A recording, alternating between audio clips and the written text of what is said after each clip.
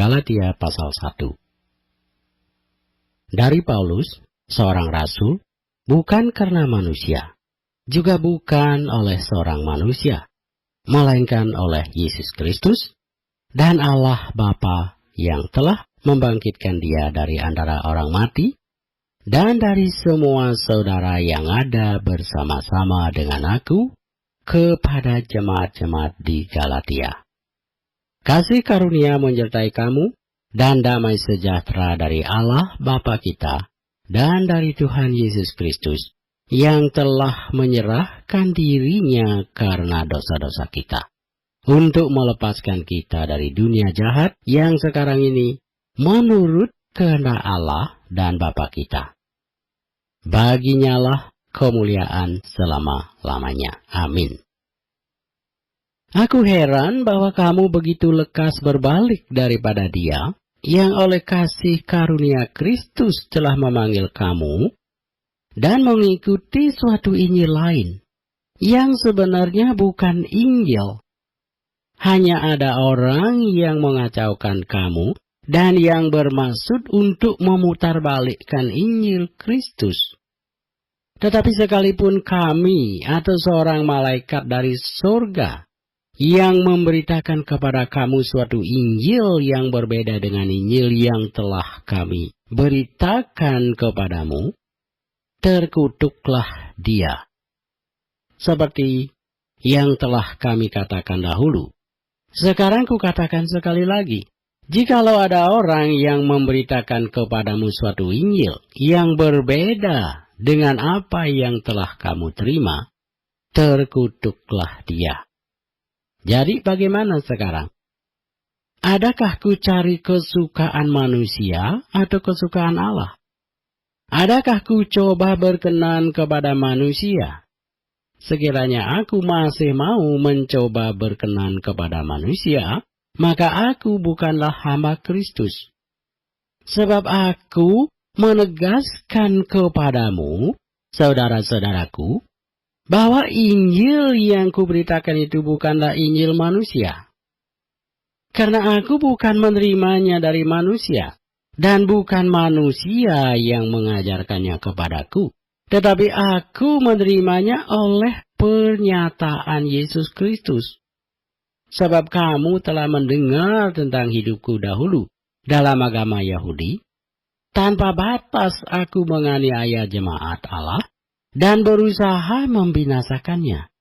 Dan di dalam agama Yahudi aku jauh lebih maju dari banyak teman yang sebaya dengan aku di antara bangsaku.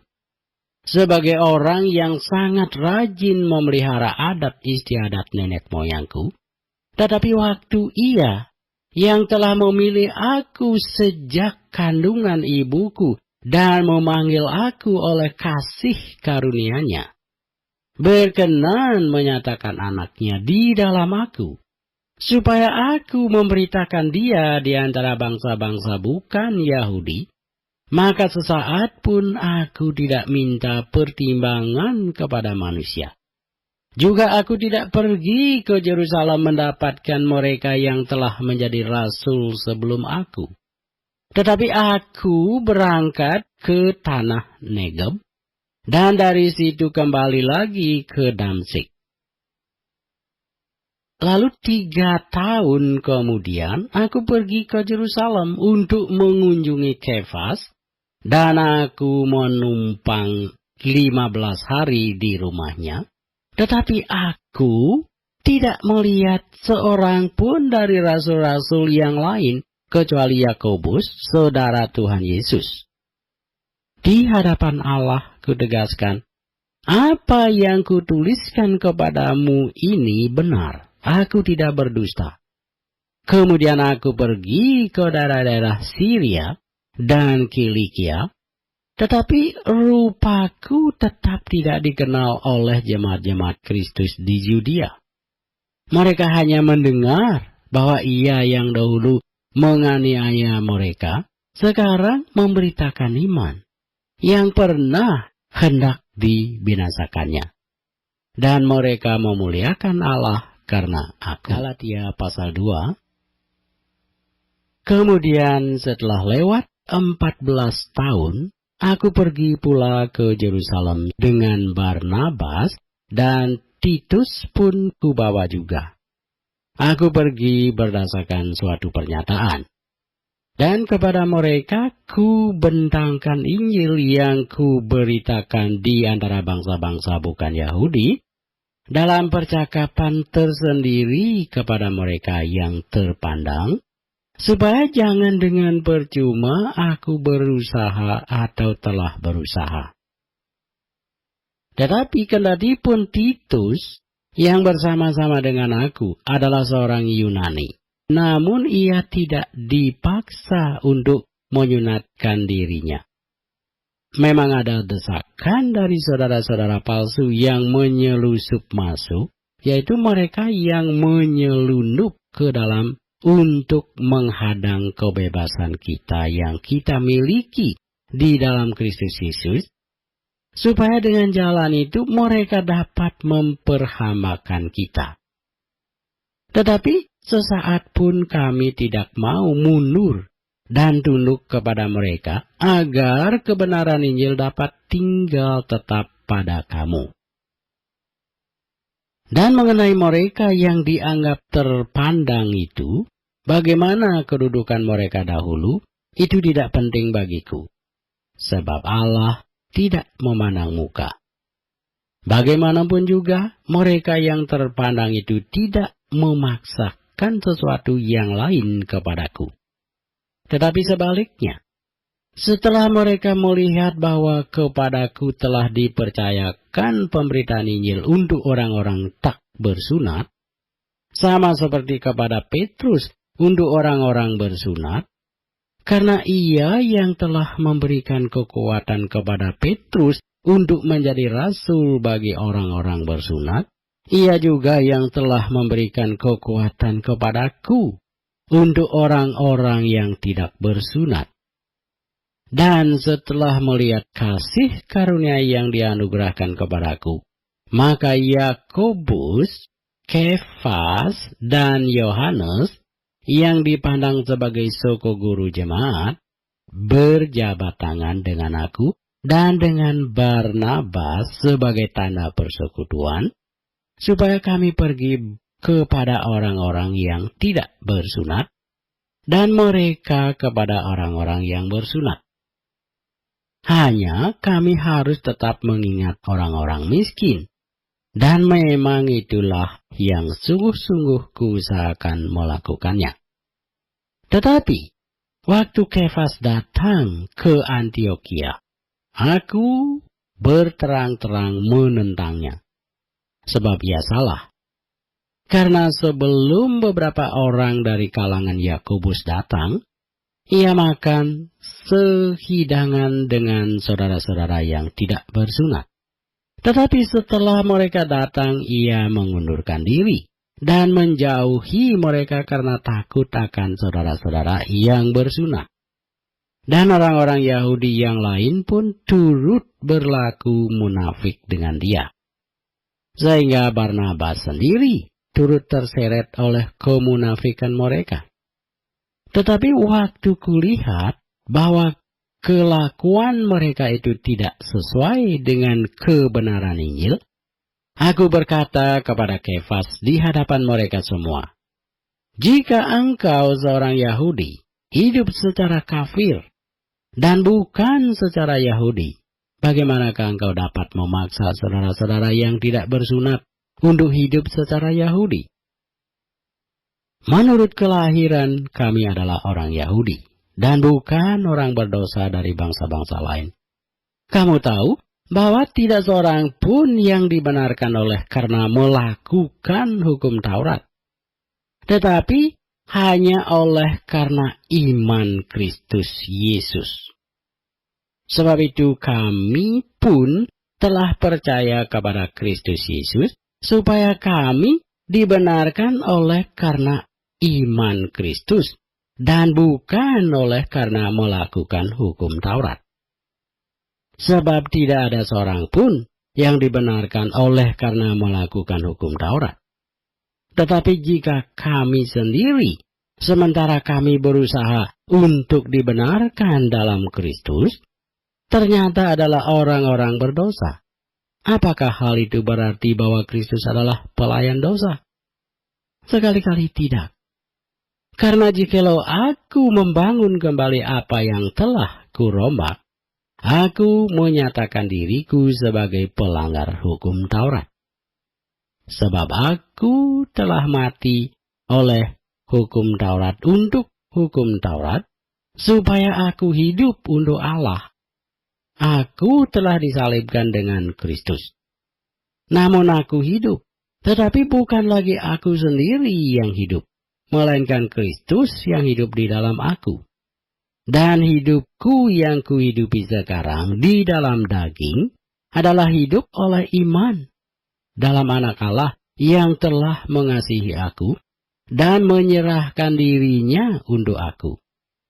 Aku tidak menolak kasih karunia Allah, sebab sekiranya ada kebenaran oleh hukum Taurat, maka sia-sialah kematian Kristus. Galatia pasal 3.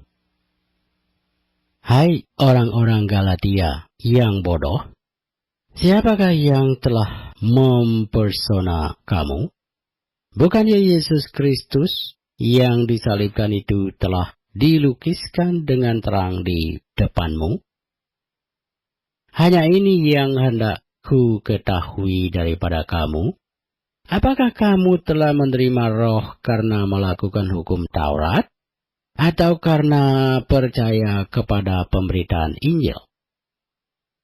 Adakah kamu sebodoh itu? Kamu telah mulai dengan Roh, maukah kamu sekarang mengakhirinya di dalam daging? Sia-siakah semua yang telah kamu alami sebanyak itu? Masakan sia-sia? Jadi bagaimana sekarang? Apakah Ia yang menganugerahkan Roh kepada kamu dengan berlimpah-limpah, dan yang melakukan mujizat di antara kamu berbuat demikian karena kamu melakukan hukum Taurat, atau karena kamu percaya kepada pemberitaan Injil? Secara itu jugalah Abraham percaya kepada Allah, maka Allah memperhitungkan hal itu kepadanya sebagai kebenaran.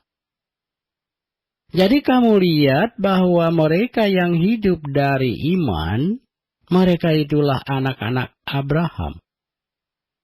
Dan kitab suci yang sebelumnya mengetahui bahwa Allah membenarkan orang-orang bukan Yahudi karena iman, telah terlebih dahulu memberitakan Injil kepada Abraham, olehmu segala bangsa akan diberkati.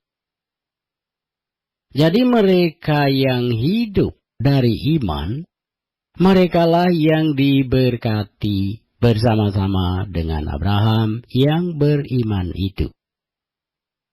Karena semua orang yang hidup dari pekerjaan hukum Taurat berada di bawah kutuk.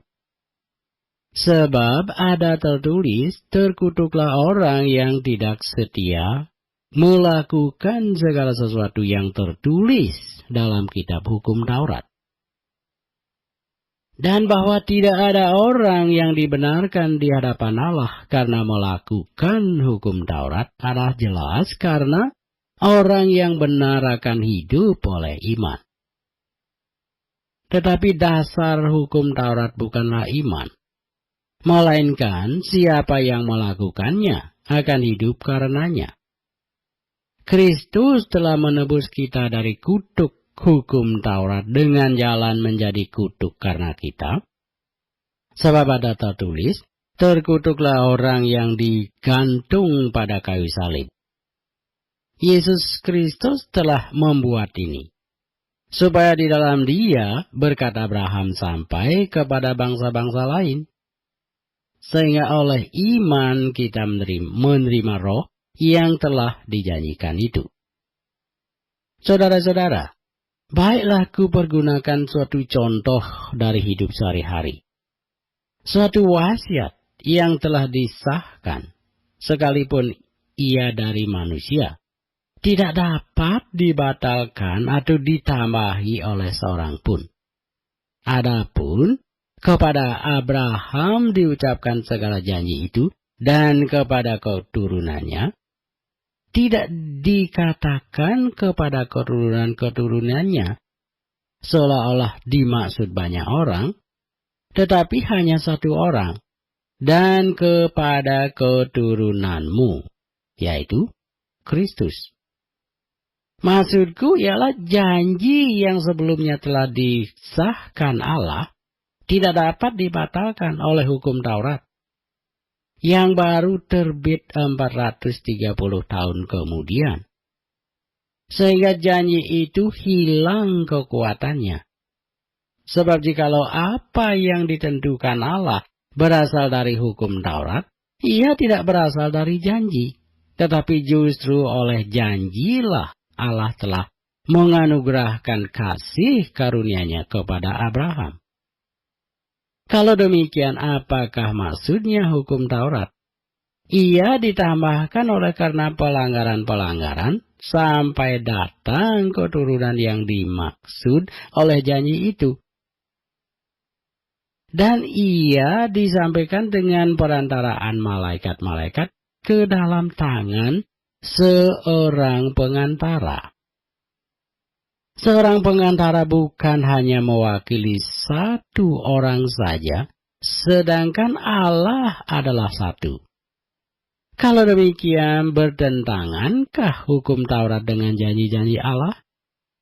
Sekali-kali tidak. Sebab, andai kata hukum Taurat diberikan sebagai sesuatu yang dapat menghidupkan, maka memang kebenaran berasal dari hukum Taurat. Tetapi kitab suci telah mengurung segala sesuatu di bawah kekuasaan dosa, supaya oleh karena iman dalam Yesus Kristus, janji itu diberikan kepada mereka yang percaya. Sebelum iman itu datang, kita berada di bawah pengawalan hukum Taurat, dan dikurung sampai iman itu telah dinyatakan. Jadi, hukum Taurat adalah penuntun bagi kita sampai Kristus datang, supaya kita dibenarkan karena iman. Sekarang, iman itu telah datang, karena itu kita tidak berada lagi di bawah pengawasan penuntun.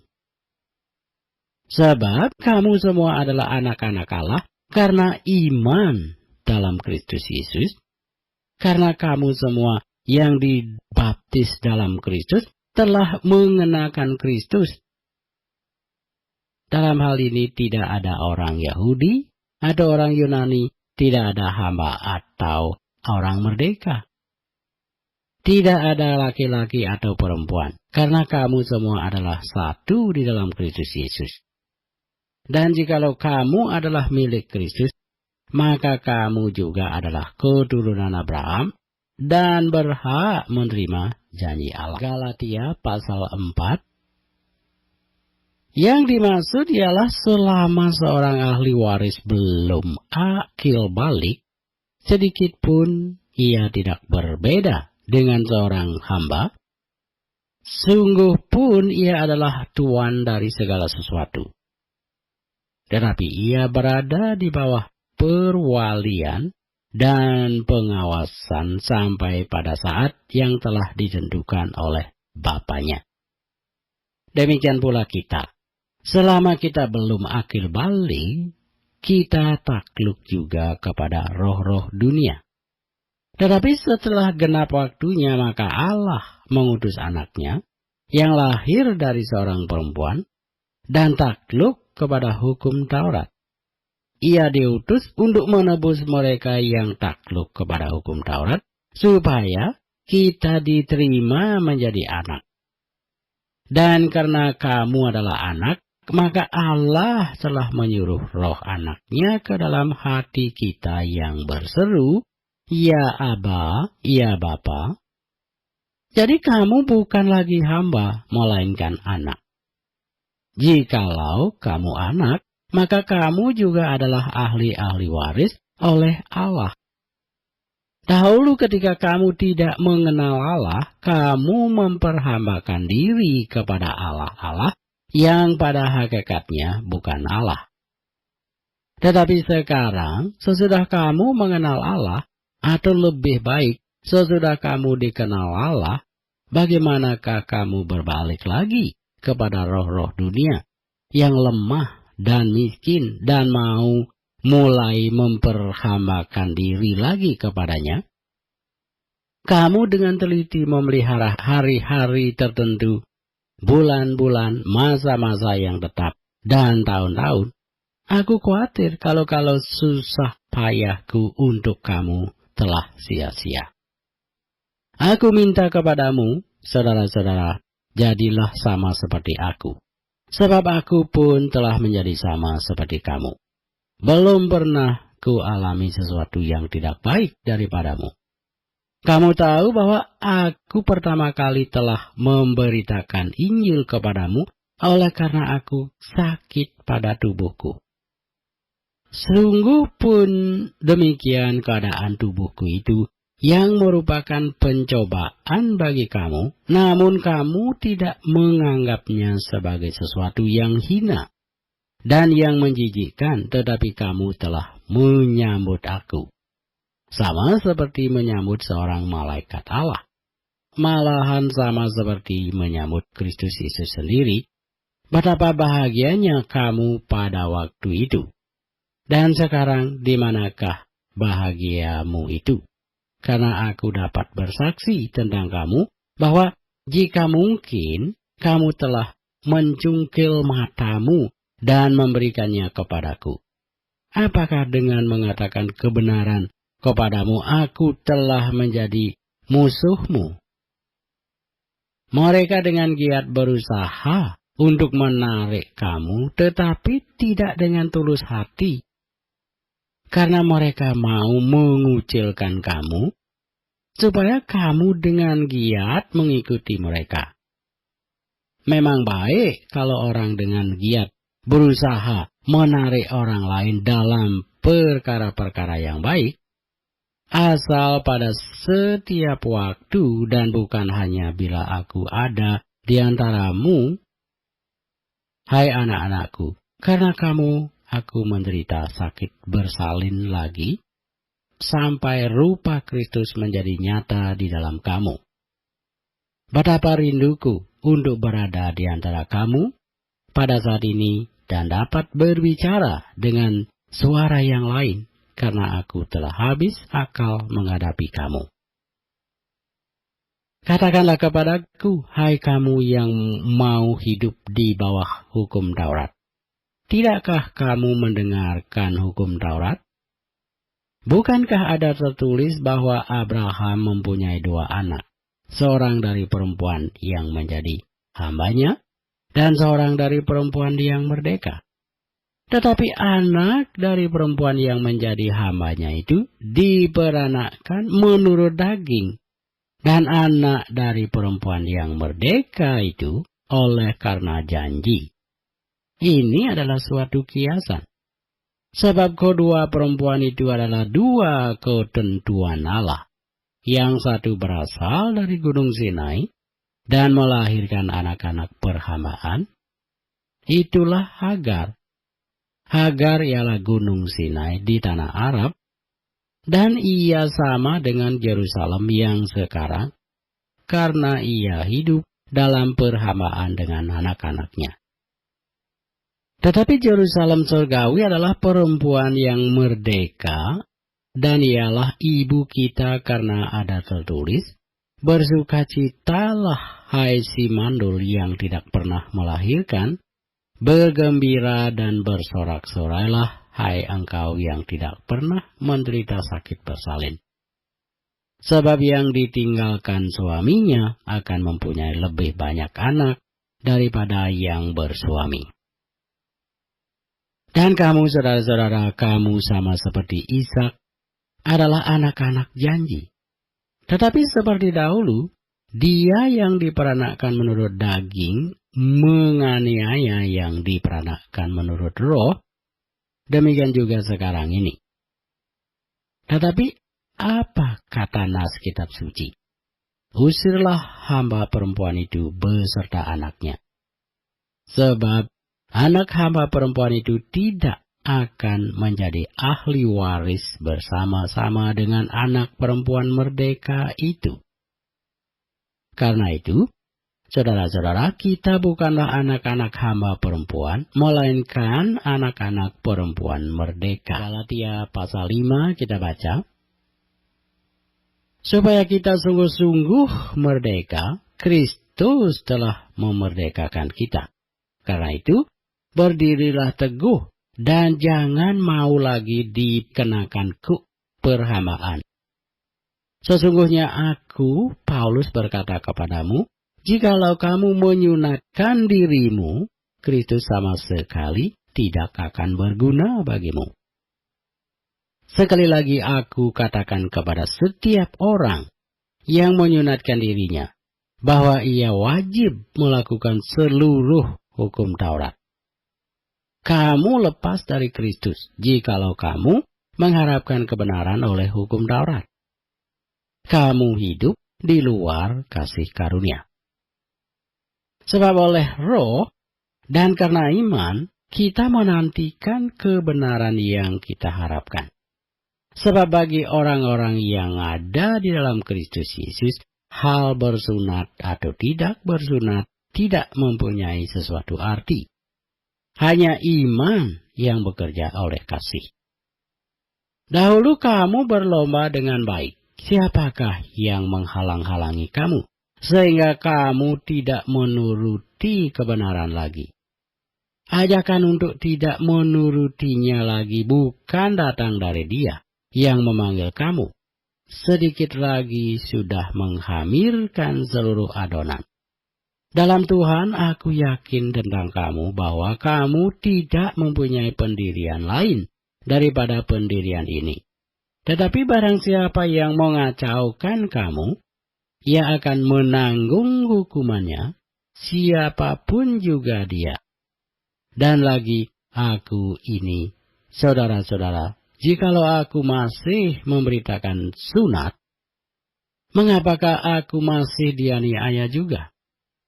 Sebab kalau demikian, salib bukan batu sandungan lagi. Baiklah mereka yang menghasut kamu itu mengebirikan saja dirinya. Saudara-saudara, memang kamu telah dipanggil untuk merdeka. Tetapi janganlah kamu mempergunakan kemerdekaan itu sebagai kesempatan untuk kehidupan dalam dosa.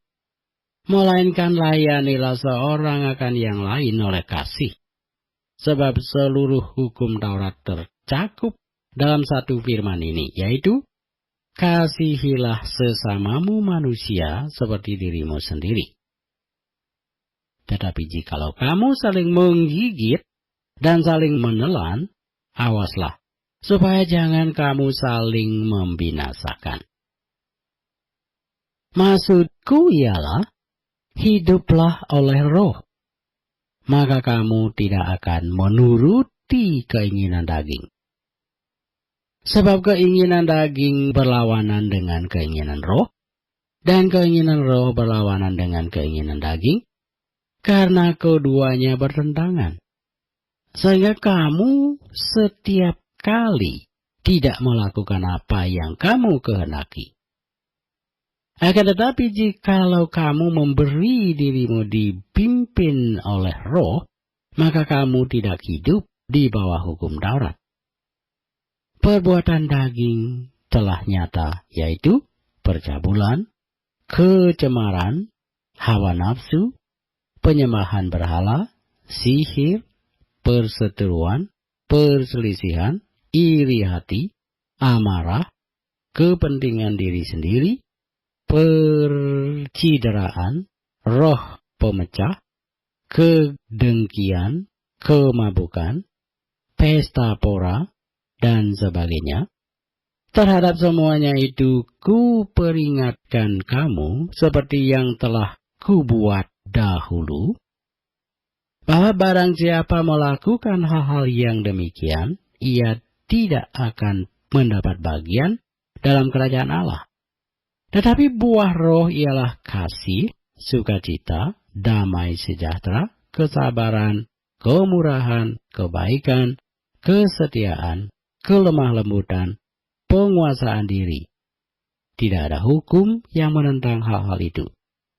Barang siapa menjadi milik Kristus Yesus, ia telah menyalibkan daging dengan segala hawa nafsu dan keinginannya. Jikalau kita hidup oleh Roh, baiklah hidup kita juga dipimpin oleh Roh.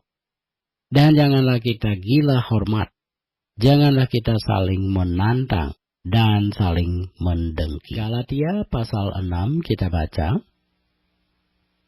Saudara-saudara, kalaupun seorang kedapatan melakukan suatu pelanggaran, maka kamu yang rohani harus memimpin orang itu ke jalan yang benar dalam roh lemah lembut sambil menjaga dirimu sendiri, supaya kamu juga jangan kena pencobaan.